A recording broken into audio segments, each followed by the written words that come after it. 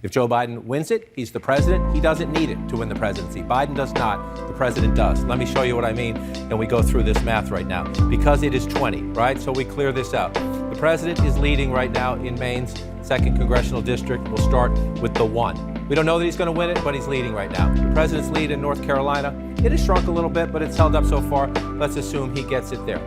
The president, we have full expectation when we finish the count in Alaska, the president will get that. So then let's say the president gets Georgia. Right? That gets him to 248. And if the president comes over here, even if the president comes back in Nevada, he gets to 259. I mean, in Arizona, excuse me, he gets to 259. Nevada would get him to 265. The president is out of options then. The president is that you're up to 265. The only thing left on the board is Pennsylvania. The president cannot get to the finish line without the Commonwealth of Pennsylvania. So he has to. He has to win more than Pennsylvania. But he can, once you get that 20, your math gets better. Without that 20, you just don't have a path. So you come back to Joe Biden, who is at 253. Again, if by the end of the day, we can say that, Joe Biden is president, no matter how the rest of them end up. So Pennsylvania with 20 is the biggest prize still on the board. If Biden gets it, game over, and then he's counting up from there.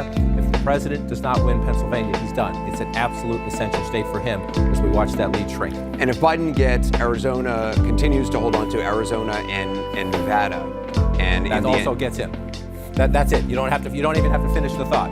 If Joe Biden's at 253, if he holds on to Arizona and he gets Nevada, that's 270. The rest is gravy after that. You want a bigger win? Of course, but 270, once you get 270, you can't take it back. So if we know Nevada, well, it's not clear if we're going to know Nevada by the end of today or Arizona either.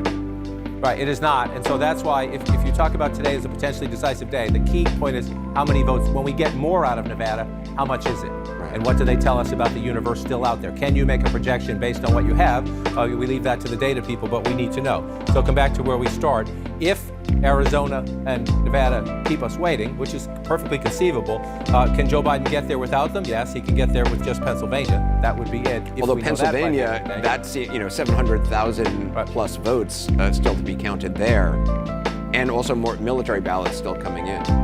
Right. So if by the end of the day they had counted 2/3 of those and Joe Biden had surged past the president, maybe the decision people feel comfortable enough to make a projection. We don't know that. And we're going to be obviously incredibly cautious in this environment because of the stakes, number one, and because of the unorthodox nature of this campaign. But Georgia would be another one. If Joe Biden, if Joe Biden gets Georgia, that gets him to 269. Right, if he can pick up that, and then you're looking around again. Can he come back here? Doesn't look that way, but we'll keep counting votes in Maine's 2nd Congressional District. So the big prize is Pennsylvania.